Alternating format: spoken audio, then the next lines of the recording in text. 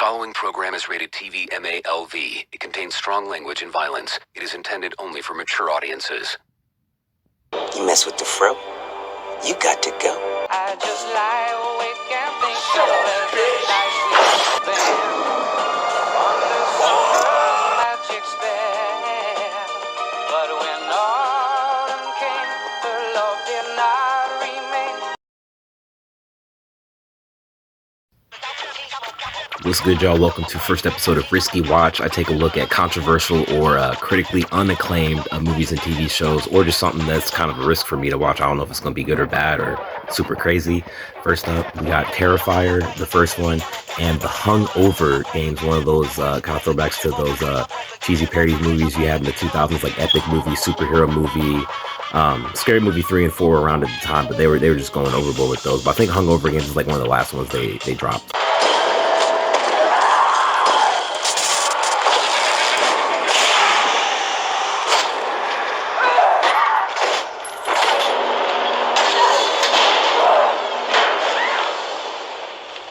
What the hell is wrong with you? What, did you think he was gonna hack me up into little pieces or something?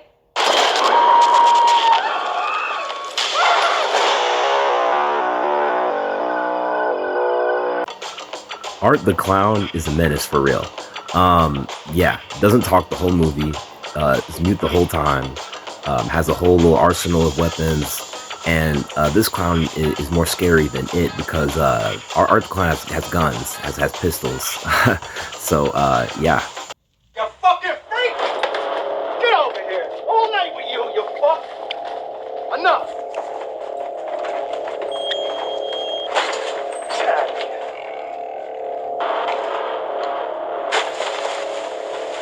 And take your shit and don't come back.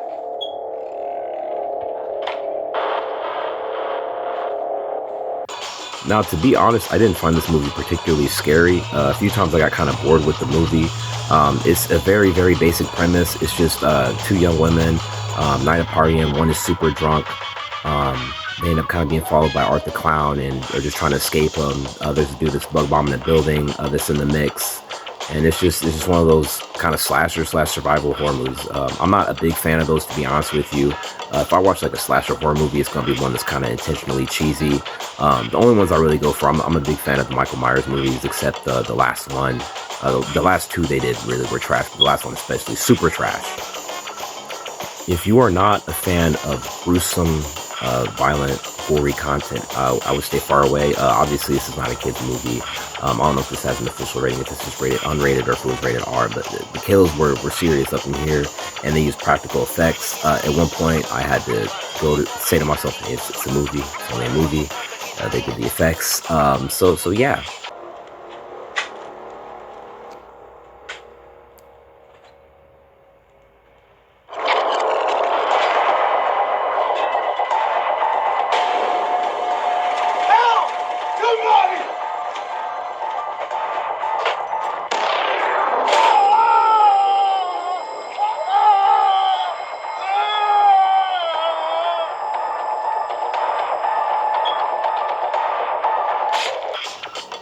Now, it's clear that they filmed this on a very limited budget, so, you know, I'm not gonna, like, go too hard criticizing the set locations, but I thought it would have been a little more efficient if we knew a little bit more about the characters, or at least a little more about Art the Clown, because I said it's basically just a gruesome slasher flick. If I had to give this movie a rating, I would say either 2 out of 5 stars or 2.5 out of 5 stars. It's not like I had, like, a bad time watching it. I mean, I don't know how entertained I was. It's like with horror movies, it's like I'll be entertained, but also kind of like just kind of curious as to what happens next. Horror movies are weird with me. To be completely honest with you, sometimes I like to just test my threshold. That's what I was really just trying to do here, because I had heard the Terrifier movies are pretty crazy. Now I'm going to check out the second one, and that's going to be maybe episode 2, 4, maybe a little bit down the line. But I wanted to just see how scary this was, see if I could handle it. There was only really like one part where I looked away, but I mean, that's not to say it was some crazy stuff going on. If you like slashers, gore, that kind of stuff, check it out. If you don't, I just skip it. Now on to the Hungover games. I actually think it's fun story time. I think I watched this really drunk. back in my college days. I don't really drink like that anymore. But yeah, I had some nights like that. Yeah, I think we just, like 3 or 4 of us in someone's dorm room, just after a night of partying a little bit, we just threw this on, just because we figured it'd be fun watching it, and it was. So yeah, let's see how that holds up. They need to know that you can take a punch. Hey, dude, why? I don't know. I forgot why we're even doing this. Oh, snap. Took my little sister's place. That was stupid. You have a little sister?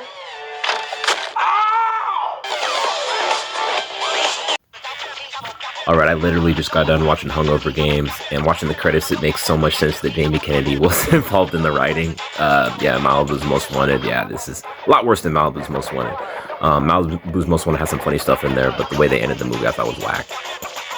So I mentioned that I remember watching this when I was drunk with some friends in college, and this is the type of movie that if you are not with a group of friends, if you are not at the age of 21 and aren't drinking responsibly, you might not enjoy this movie at all.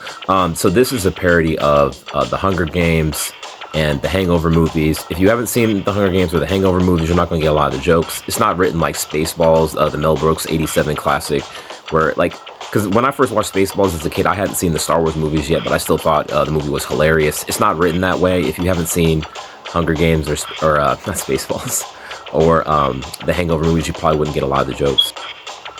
Not politically correct. Surprisingly, they didn't go as hard as they could have, but it's just one of those type of comedies where you can expect them to just go all out and not really care, not really give a. So it combines the plots of the Hangover movies and the Hunger Games. So generic versions of all the characters from The Hangover get together at a hotel for a night of partying, and then they wake up in a dystopian Hunger Games type future, and they have to fend for themselves, and they have to find Doug. There are a lot of other parodies in this movie. There's a Thor parody. There's a Ted parody.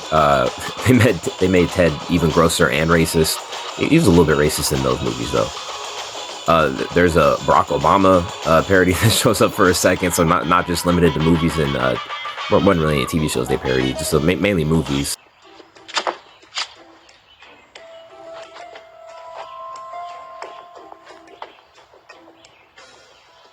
It's a kitty cat, 'cause you're a little pussy. Thank you, Mr. President. R-rated. Some of those I remember parody movies from the 2000s were like PG-13, because I remember watching like pieces of them. This was definitely R-rated. A lot of dicks up in there. Yeah, a lot of dildos. And the difference between this, Doug was gay in this one. They didn't make a bunch of cringe gay jokes, in my opinion. Some of the racial humor can be very miss. As I said, it makes sense that Jamie Kennedy was involved in some of the writing. I feel like in some better writers' hands, the racial humor could have worked, but there were times where I was just kind of like, okay, huh? I'm not a racist. I got like 8 black guys on my fantasy football team. Can't fault you there. Oh yeah, and they had like a half like Stephen A. Smith parody. It didn't quite look like Stephen A. Smith, but I think they were trying to like make fun of him and the way he talks a little bit. And was the other dude supposed to be Skip Bayless? I think. Yeah, that was when First Take. This came out in 2014, so First Take was still on the air. I remember I was in college, and yeah, I hated that show. Is anybody actually watching Skip Bayless' show right now? I mean, I like Keyshawn Johnson, Michael Irvin, but like, is anyone actually watching Skip Bayless' show anymore? Like, please just stop. Just stop giving Skip Bayless attention. The one joke in this movie that kind of was like, okay, y'all could have let that out, was they made kind of a joke about what they call her, Catnip Everleen or something like that, instead of Katniss Everdeen. They make a joke about her character being attractive to the fake Ed Helms, but they also say that her character is 17 underage. So for a second I was like, I'm not even trying to make excuses for the joke here.